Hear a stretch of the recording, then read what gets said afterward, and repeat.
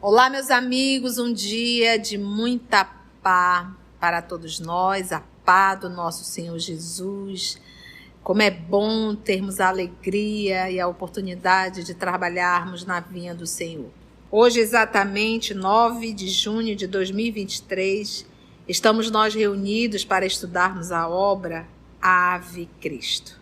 Nós vamos solicitar para o nosso irmão Augusto fazer a nossa prece de gratidão e logo depois a nossa irmã Aramita irá fazer a recapitulação do nosso último estudo. E é com muita alegria, amado Mestre Jesus, que aqui estamos reunidos em Teu nome para continuarmos a aprender com essa obra Ave Cristo, onde os nossos irmãos trazem esses ensinamentos para que possamos refletir na nossa reforma, na nossa melhoria. E te agradecemos e que possamos, Mestre amigo Jesus, nessas reflexões, ter essa vontade firme de fazer as mudanças que necessitamos para continuarmos caminhando para Ti. Que a Tua paz, que o Teu amor envolva todos nós aqui presentes e que possamos, Mestre amigo Jesus, intuído pela espiritualidade amiga, internalizar esses ensinamentos que hoje obteremos. Obrigado e fica conosco hoje sempre, que assim seja.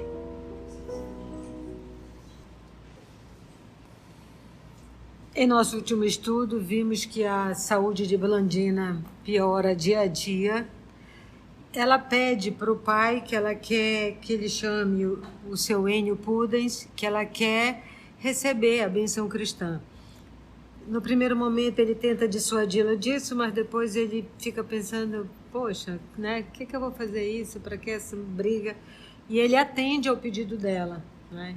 Ele vai na igreja, relembra o pai, né, no mesmo local, e o Enio Pudens conheceu o pai dele, né? E ele vê o local onde o pai teve, o Enio foi lá, conversou com ela sobre o evangelho, e ela pediu que ele fizesse o Pai Nosso, como oração final ela fez. E uma das coisas que ela também disse a ele, que ela viu Lívia. Ela disse, Lívia ainda ontem esteve aqui e disse que não tarda o nosso encontro, né? E ele está nessa hora sofrendo, né?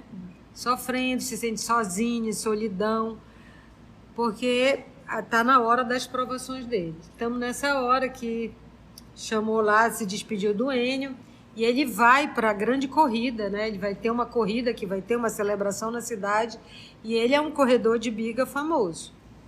Lembrando que, como hoje, tem apostas, né? Dinheiro. Então, as pessoas, na verdade, estavam ali com o intuito de uma vez que ele era um atleta que sempre ganhava, então era fácil apostar e ganhar dinheiro pautado nas corridas que o Tassiano fazia. Vamos lá, que Jesus nos conduza. Amaria Cíbele, cultuaria Baco e esperaria por Júpiter, o grande Senhor. Não podia modificar-se.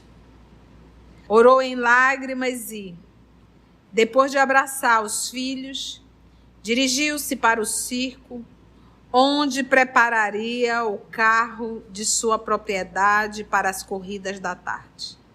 Mais tarde, voltou ao lar para a leve refeição e, não obstante registrar os padecimentos de Blandina, singularmente agravados, tornou a cidade para o grande prélio, o grande combate.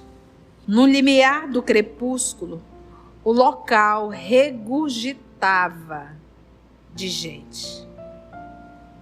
Liteiras enfileiradas davam notícias da expressão aristocrática da festa. Pensa assim, você chegando numa festa, você olha assim no estacionamento, só carros assim caríssimos.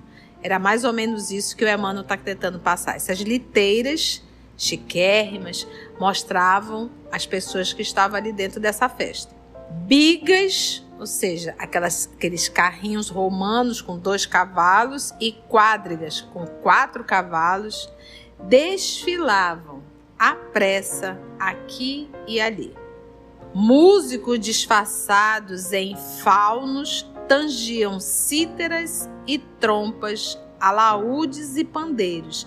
Faunos, gente, eram aquelas divindades campestres, metade homem, metade animal. Eles estavam, o quê? Músicos disfarçados, tá? Tangiam cítaras e trompas, alaúdes e pandeiros, animando a turba que não se fatigava, não se cansava, na reprodução de urros selvagens, urros, conjunto de gritos.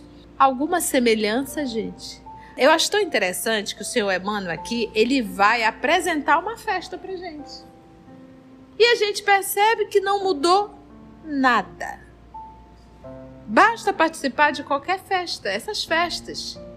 Até as que nós chamamos de festas culturais. Tão empobrecida, mas mostra ainda o nosso nível de evolução, né? É um bate-bate, é um grita-grita, muito álcool, muito sexo, muita droga, muito barulho. Ainda não é uma reunião, uma cultura elevada que a gente possa aprender, refletir, meditar, pensar, conversar. Ainda é muito primitivo os nossos encontros coletivos. É praticamente selvagem ainda.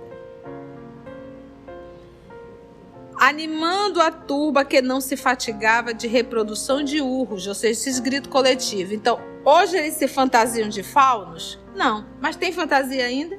Tem. Cheio de instrumentos barulhentos? Sim. E o povo se cansa de gritar? Não. Pensa aí, verão de 259, eu estou no ano de 2023 e a gente encontra tudo isso aqui. Não mudou. É por isso que os Espíritos falam que nós repetimos. Vamos pegar a obra Nosso Lar. Olha o encontro dele nos bosques para ouvir músicas celestes. Ah, meu Pai. Isso tudo é para a gente ver o quanto nós estamos longe ainda e quanto nós repetimos coisas que são primitivas.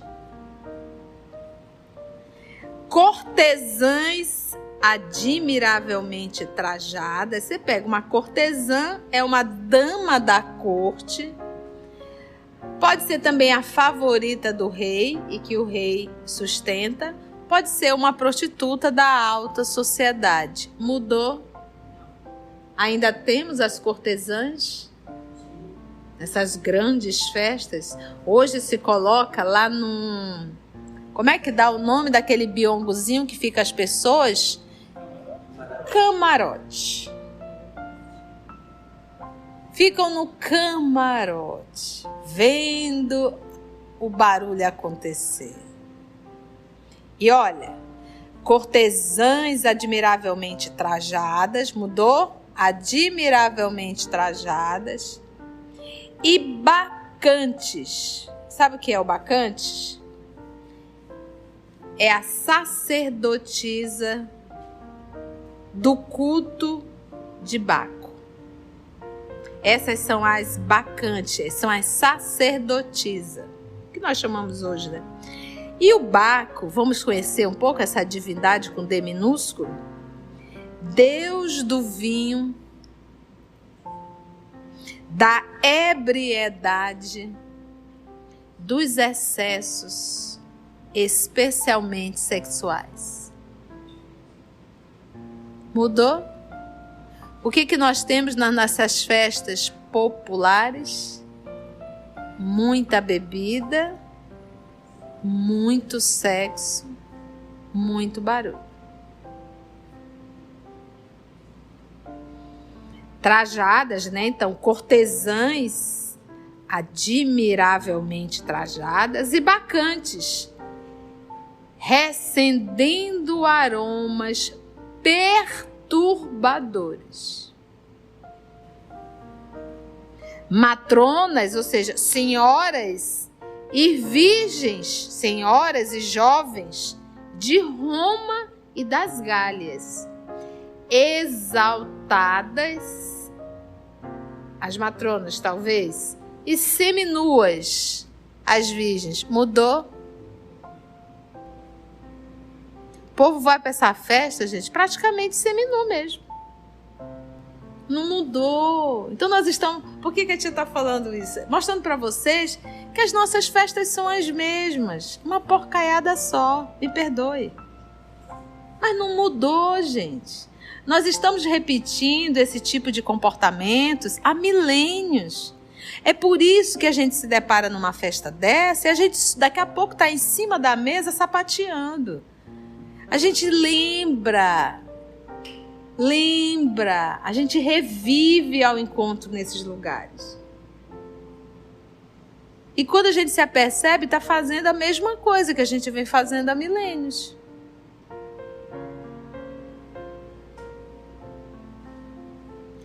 Exaltadas e seminuas gritavam os nomes dos favoritos. Mudou? Vai lá pro campo de futebol, fulano, Beltrano, né? Vai lá pro corrida, tem essas corridas de moto, de carro, né? O UFC, né? É o UFC, pronto. Que é aquelas brigas que os homens ficam ali dentro daquele gradeado, né? Não mudou. E o povo sente a mesma alegria de 2000 anos atrás, quando ia ver os gladiadores. Não é verdade?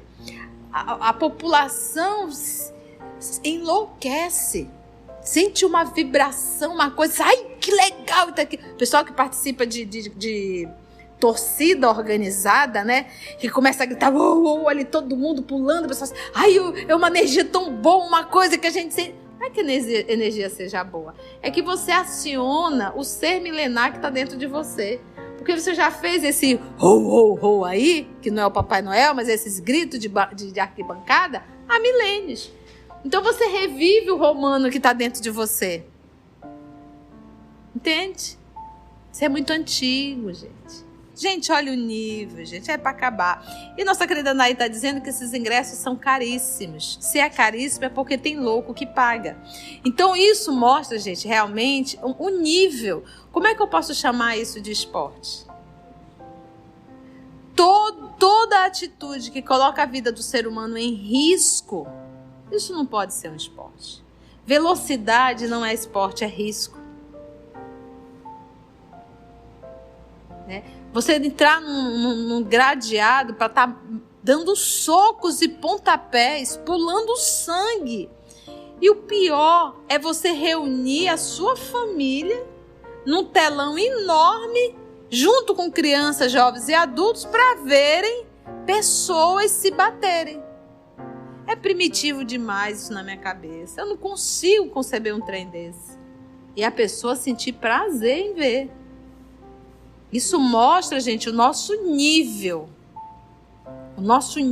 moral. Você consegue visualizar Jesus sentado à mesa ou sentado ali no sofá da tua casa, olhando para um telão para ver dois seres humanos se batendo? Você consegue ver essa cena? Então tá dito tudo, porque ele é o modelo e guia da humanidade. Ah, é Jesus. Sim, é Jesus, porque ele é o modelo. Ele é o modelo perfeito. Tassiano contava com a simpatia geral. Por que gostavam dele? Porque ele ganhava todas. Então Tassiano trazia lucro. Por isso é que ele estava ali com a simpatia geral. Tão logo formou na linha inicial da competição, viu-se aclamado por centenas de vozes. Vamos lá, Tassiano! Tassiano! Tassiano! Uhul! Tá vendo? Perceberam como a gente ainda traz o romano dentro da gente? Era assim, o povo gritava o nome do Tassiano. Viu-se aclamado por centenas de vozes que partiam não somente do povo, mas também das galerias de honra, que hoje nós chamamos de quem? Camarote. Área VIP, né?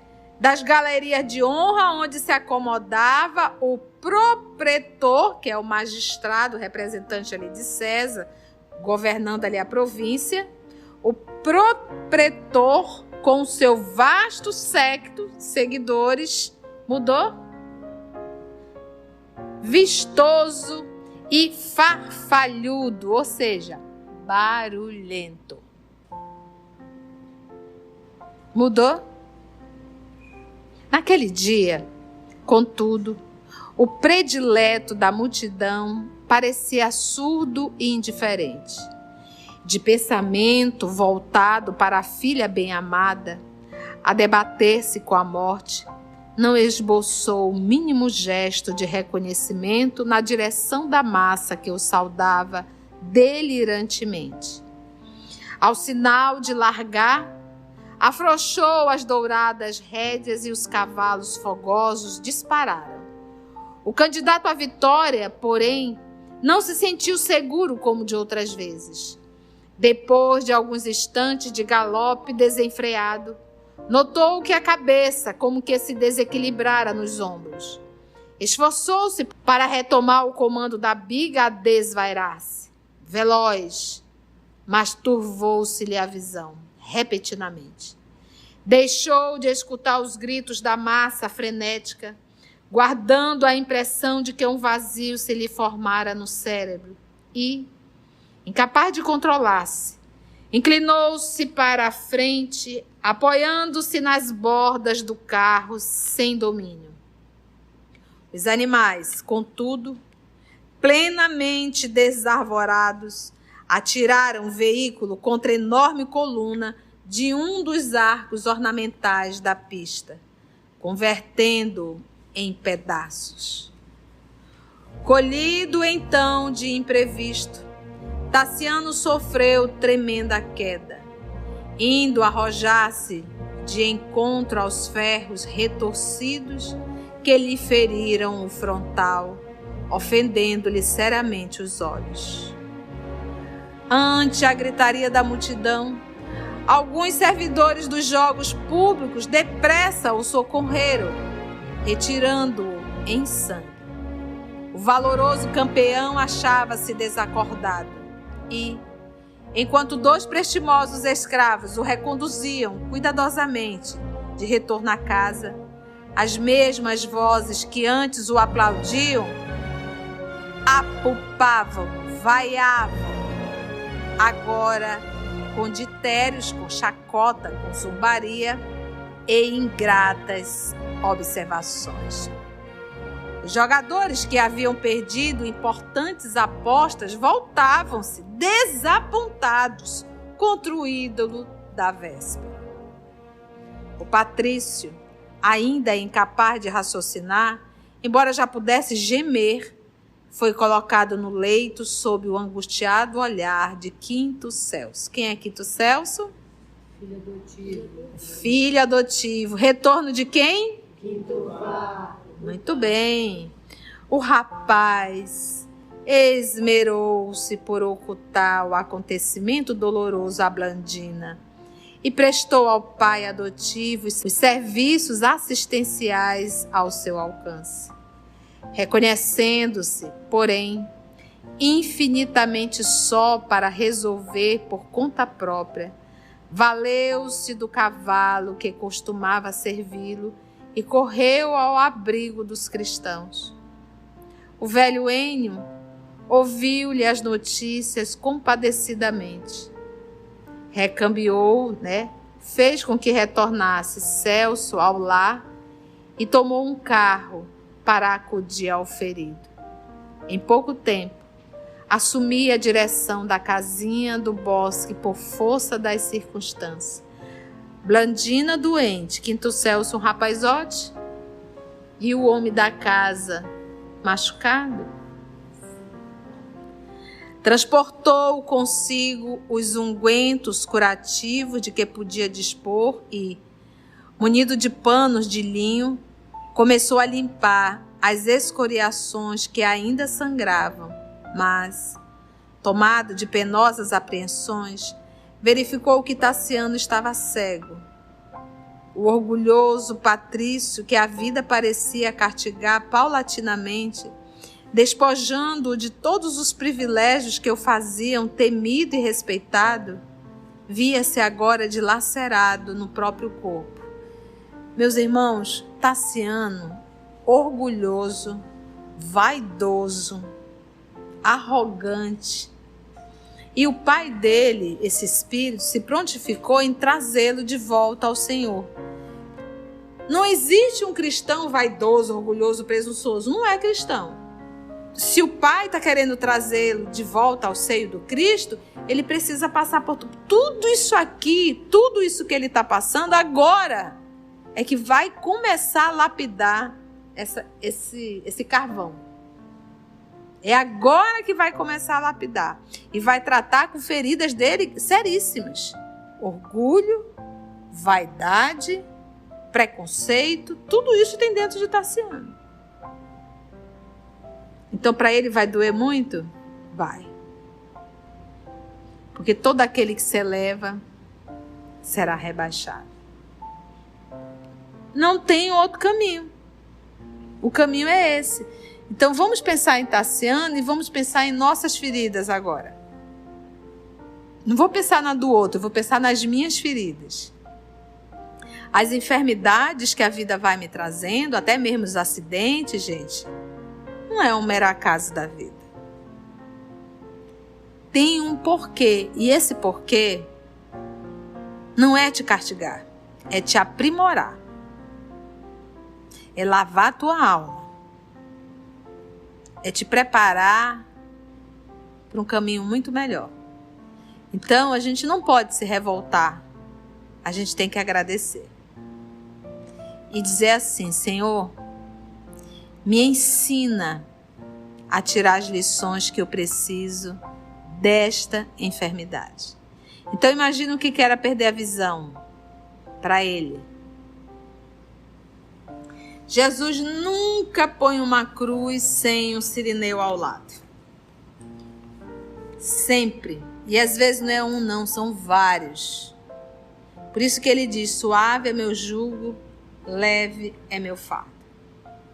Então, sempre a cruz e vários cirineus nos ajudando constantemente. Se nos revoltarmos, os cirineus desaparecem, porque a nossa revolta acaba afastando os cirineus, e a cruz ela deixa de ser uma cruz de palha e passa a ser uma cruz de ferro, cheia de espinho.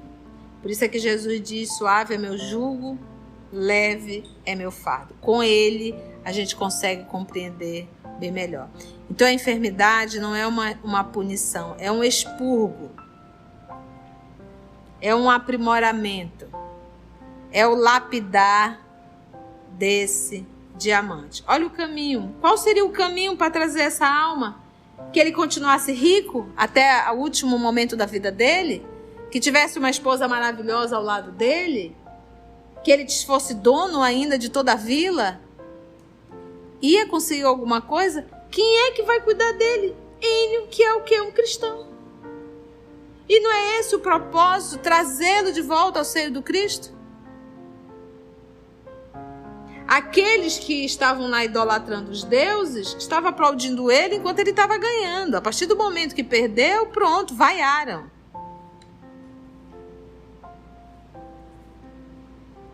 Que é isso que a gente tem que entender. Aqui a gente está estudando o Espiritismo, mas na nossa vida no cotidiano, a gente ensina Espiritismo vivendo Espiritismo. Então o seu Enio vai falar de cristianismo vivendo o cristianismo para para o senhor Tassiano. Tá? Então aqui a gente está estudando, todos nós. Mas no nosso dia a dia, a forma de ensinar e divulgar espiritismo é vivendo. Os nossos atos falam muito mais do que as palavras. Nunca mais tornaria as competições da arena. E difícil lhe seria conseguir trabalho e sustentar-se com o esforço das próprias mãos. Enquanto meditava, reparou que o ferido recuperava integralmente a razão. Recrudesciam-lhe, mais intenso ainda, os gemidos abafados. E nesse caso aí, se ele mudasse antes do cristianismo, diminuísse o orgulho dele, talvez não acontecesse isso. Exatamente. O Tarcísio está falando aí pra gente. Tia, se ele tivesse feito uma mudança lá atrás, talvez ele teria tomado uma outra direção, com certeza. A dor é o último recurso que Deus utiliza para trazer seu filho de volta ao seio. Isso está no livro dos Espíritos. A dor é o último recurso.